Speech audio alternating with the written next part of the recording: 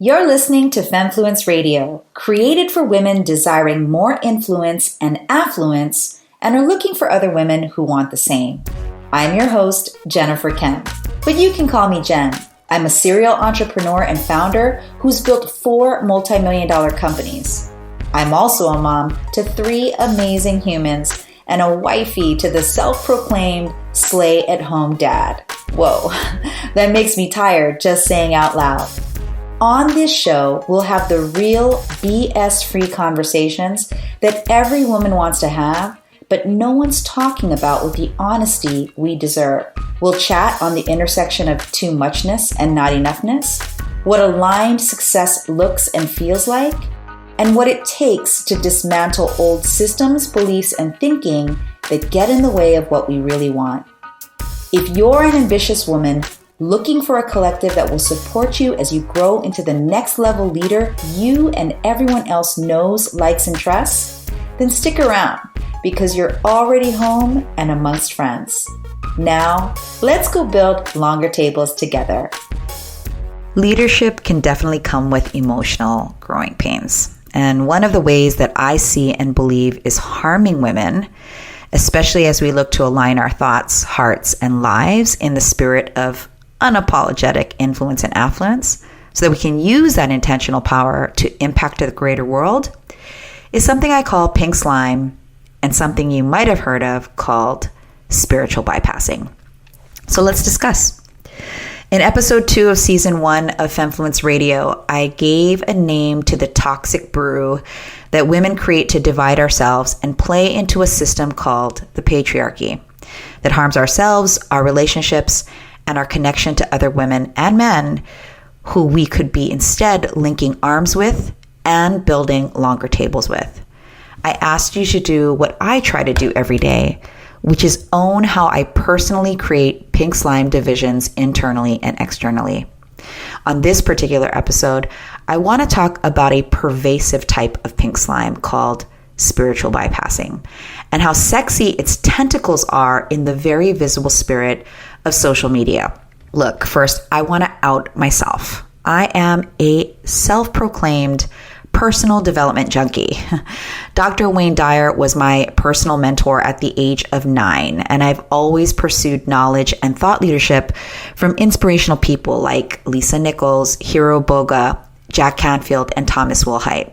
I've gone on retreats and pilgrimages that have helped me explore my soul purpose in places like Bali and Thailand, Sedona, Ojai, and the south of France, and other places known to heighten spiritual awareness. I'm also 100% fascinated with spiritual origins, exploring all religious beliefs, especially their historical roots and the facts of why people continue to subscribe and believe in certain dogmas and icons.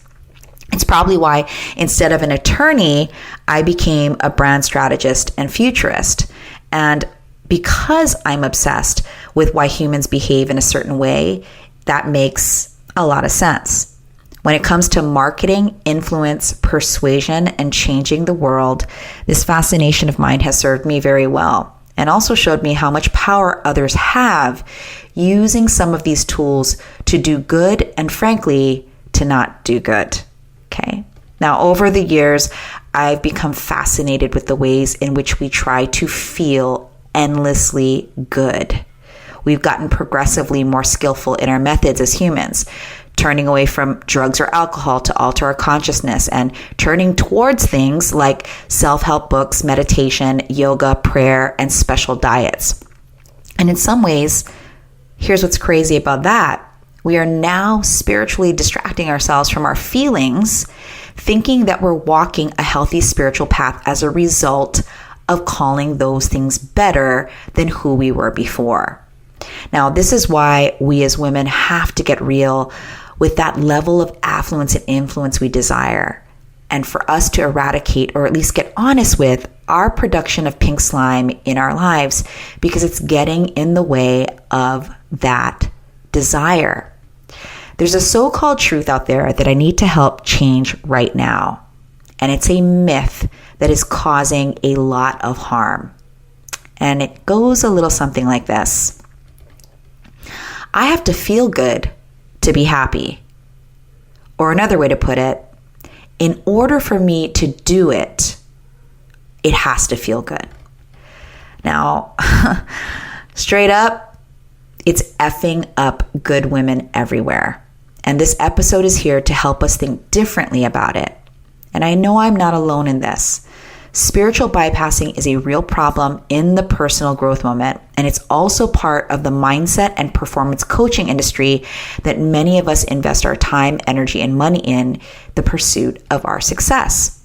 And those things aren't bad things, but I'm here in this episode to show you all of the sides that it could be affecting you, and worse, creating pink slime in you.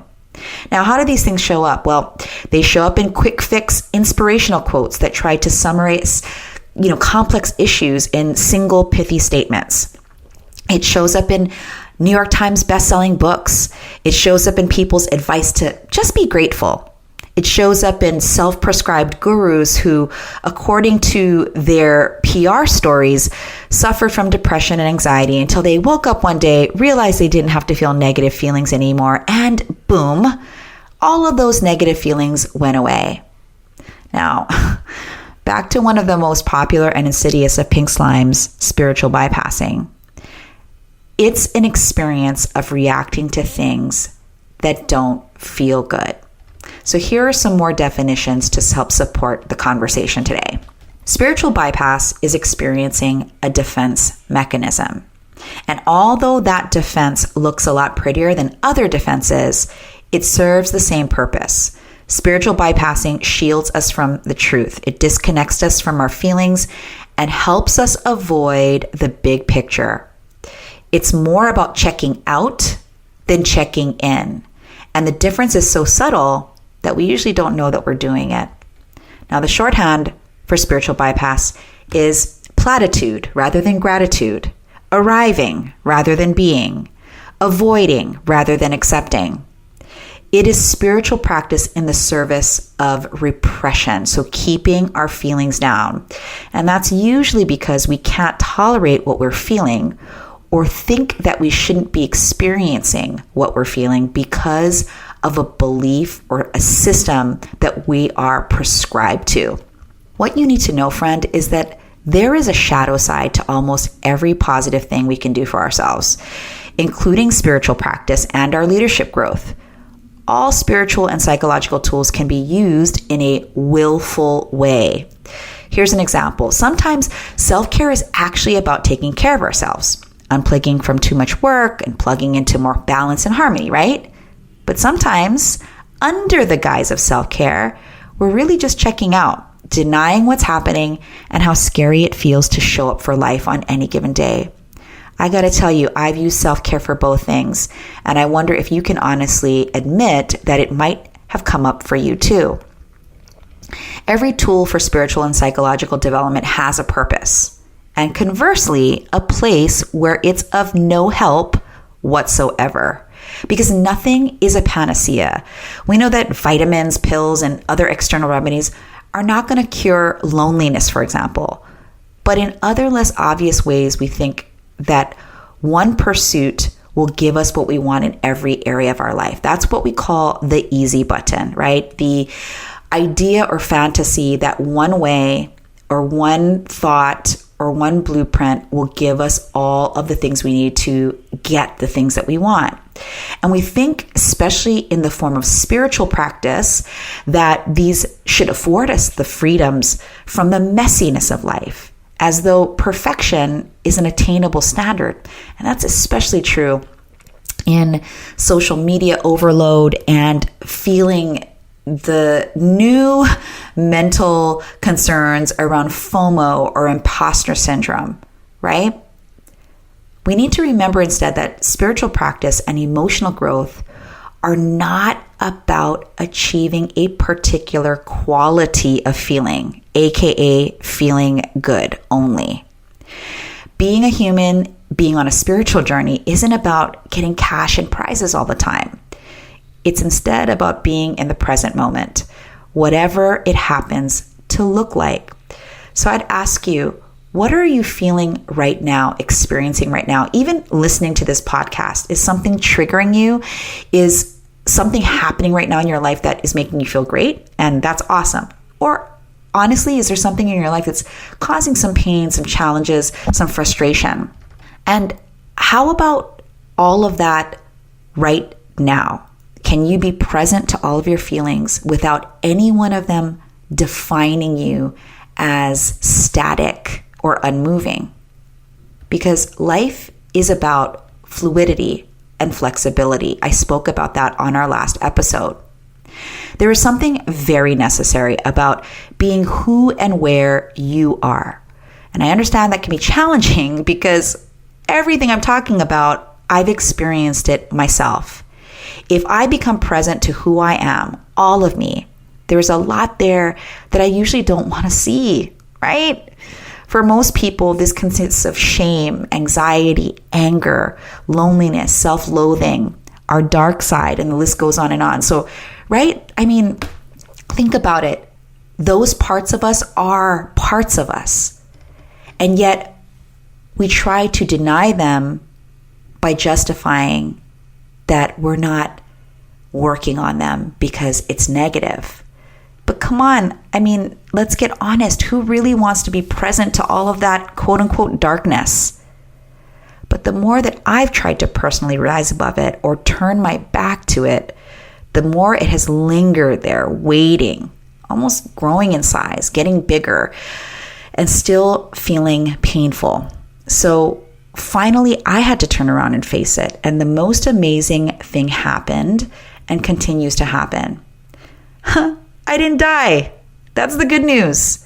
It didn't swallow me whole like I thought it would.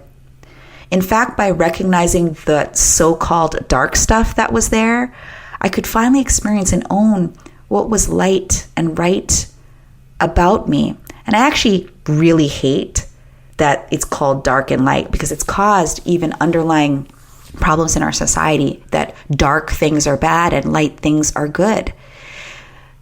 But in the spirit of keeping this what most people hear and how I'm trying to undo this with the conversations that we're having on Femmefluence Radio, I'm going to use those terms, but even I am trying to undo even how language distorts our presence to what's real. I could really believe the good stuff once I took responsibility for the stuff that didn't look quite as shiny on the outside. And these are the real fruits of our spiritual and psychological and leadership development. If we stop running from ourselves and start loving ourselves and getting real support in the form of whether that's therapy, coaching, cultivating great friendships, getting near things that make us uncomfortable, that is the spirit of Femmefluence Radio and what I teach every day for women who want to create a more affluent and influential lifestyle that are values driven. Now, let's round this back to what I started with, which is the concept of pink slime. And I have gotten or experienced some of these comments before. I'm wondering if you have ever gotten some of these. One thing I've been told is, Jen, stop being so political. It makes me not want to read your feed to read all that negativity. Or, hey, don't bring that negative stuff like racism and intersectional feminism to my feeds either. That doesn't make me feel good. Or, hey, Jen, people follow you. Aren't you concerned that when you mention you might be having a bad or challenging day, that you're actually influencing them in a negative way? You're messing with their lives? Well, here's another nuance and side note. I really believe there's a discernment between what you share and what you keep for yourself. I'm a big believer in asking myself before I post anything, is there a lesson in sharing this with others that I have intention around sharing wisdom? Or am I just throwing a grenade for performative or selfish reasons? So I'm actually asking myself that before I post things. So when people say to me, hey, you shouldn't post that negative stuff, I find it really interesting that that's their judgment. Oh, this one's a good one. hey, Jen, if you disagree with me on this particular issue, you are pink sliming me. That's a whole entire episode of Femmefluence in the future, because it's a doozy and it has a ton of nuance, and it's actually a way that women spiritually bypass each other, where we say, hey, if you don't agree with me, you're not with me, right? And so I definitely want to have a deeper conversation around that. Another one I get is, your charmed life means you're perfect and you're just trying to throw it in my face, and that triggers me. I've actually had friendships stop because of that one alone. And it's mainly because they're projecting the bypassing onto me versus owning what is that inside of me that makes me feel triggered by, the way that Jen has worked to create her life. And again, my life is definitely not perfect just as a result, but I do have things that I worked for and did achieve. And I want to show people and model that it's possible for them if they put in the same level of work inside and outside. I've heard people say, you must have an ulterior motive by sharing what you share. There must be another reason besides just wanting to stay present in the moment. I've also heard people tell me, I choose to stay positive in negative situations, Jen. I don't really want to focus on the negative, right? And this is the best one. That negative situation you've been through, it's there to teach you something. So get over it, right? That last one is spiritual bypassing cloaked with personal development, transformation, encouragement, which, hey, if you are going to a family barbecue and you know that there's going to be a person there that constantly picks at you and constantly messes with you, and you mention to your cousin, hey, I'm a little nervous going to the barbecue because I know, Auntie so-and-so is going to keep picking on me. For the other person to say to you, well, you know what's already going to happen. Obviously, Auntie is there to model X, Y, and Z for you. That's an example of spiritual bypassing. That's an example of pink sliming another person, not acknowledging that those feelings are real. And there's another part to it, because spiritual bypassing also excludes solutions. Okay. And again, there's discernment there. So one thing I want to teach you on this podcast is how I have discernment. And in these episodes, I hope you're seeing how not every situation needs to be reacted to or responded the same way. But there are some basic tenets here that I'm offering up for you to be open to listening to and see how they apply to your life. So now I'll ask you, have there ever been statements or conversations where you felt like you're witnessing or being subjected to spiritual bypassing? Well, here are some ways to see it in your own behavior, and instead of choosing apathy, choosing leadership, Femmefluence style. So, number one, instead of avoiding conflict, which avoiding conflict is one of the things, think about the person that you've met that's the easygoing, nice guy or gal. Maybe that's you. They're easy to spot. When mistreated or insulted, they don't acknowledge the other person as being hurtful or even abusive towards them. They have a hard time accepting their own personal experience of being frustrated, disrespected, or hurt. Most of the time, they ignore that experience by making excuses for the bad behavior of others. Well, let me tell you, and listen to me and say this out loud. I am not a doormat. I'm a leader. That's for you if that's the type of spiritual bypassing you tend to experience. The second one is deferring to the guru or the quote unquote other leader. This behavior of adulation and flattery towards the other leader has a purpose. What it does is it feeds our unconscious emotional need to be validated, to feel special, to feel loved, and to feel important. It also denotes an irrational fantasy of the guru putting her capacities and her thoughts and ideas on a pedestal. Under the surface, there's another unconscious conflict dealing with competitive feelings towards other members of the tribe or group that you're in with this particular leader.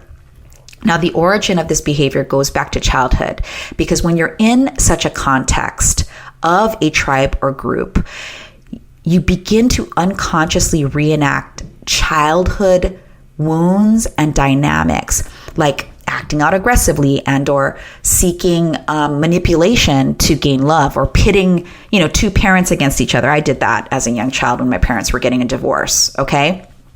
The narrative that's running in this situation is that the leader, that other leader that you're making a guru, has something special and unique to give you that you don't already have. And as such, you need to be seen as worthy to receive it. Basically, this type of spiritual bypass in pink slime is called Mean Girls Psychology 101. Sisterella, please stop putting Regina on a pedestal or thinking that you have to become Regina in order to gain respect or power. Now, if you don't even know what I'm talking about here about Regina, I don't even know how we're friends. But basically, I'm referring to the Broadway musical Mean Girls and the movie by Tina Fey, okay?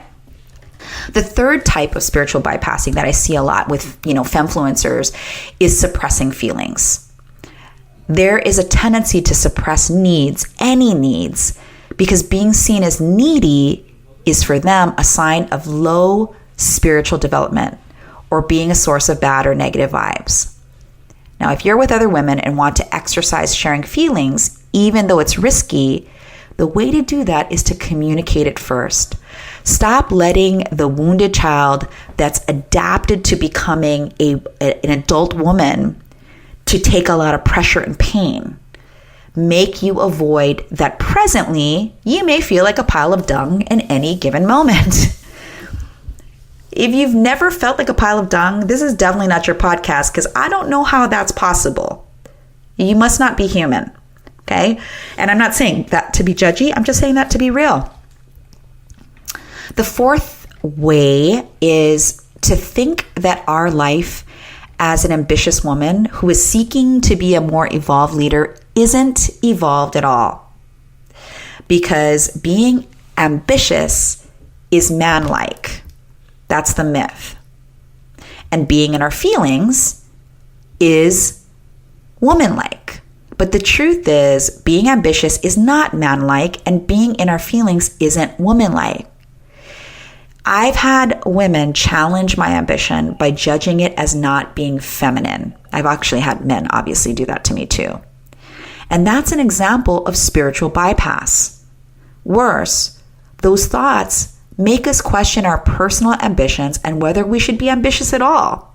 But the truth is, a Femmefluencer isn't masculine or feminine. A Femmefluencer is values driven and understands both sides are supporting her path. So I've given you these 4 examples, and I have been in all of them and been part of them, and sometimes have been the bully in the situation or the spiritual bypasser.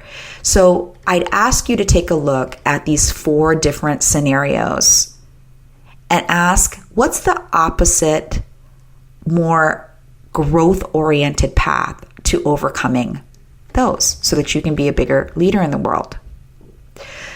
Finally, to wrap up this episode, finding the way to not use spiritual bypassing as pink slime involves acknowledging our feelings in responses to situations that are not about us. The times that we feel the urge to jump in and rescue someone. The times we want to shut down their pain because we feel uncomfortable witnessing it.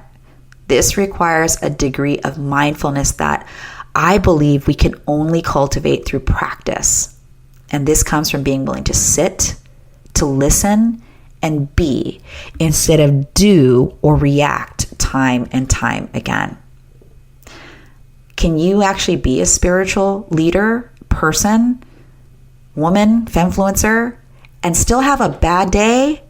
The answer is hell yes. Now, I want to hear your personal stories of how spiritual bypass has infiltrated your thinking about spirituality, growth, and your pursuits. Let's take the shame out of our unrealistic expectations by sharing our experiences together. And let's show other women that grace and responsibility are the truth in leadership. In the worksheet I've provided for you in this episode, go ahead and use the prompts to take a good look at where spiritual bypass has created pink slime in your life and how you can take steps to stay present to your truth daily. Next on Femmefluence Radio, an episode that everyone's been wanting me to talk about, and that's my relationship with my partner in life and business, Nathan, the self-proclaimed stay-at-home dad, my husband. We're going to be talking about all the things and how having a happy life and ambitious wife was not anything we either planned for. We're navigating that conversation on our next show, so make sure to be there. Thanks for listening to Femmefluence Radio. If you resonated with this episode, please leave us a review and let other women know about it. Remember, we're building longer tables here. Follow us on Instagram at Femmefluence_official to stay in the conversation, and also visit Femmefluence.com to sign up and receive things I only give to our listeners and friends. I look forward to our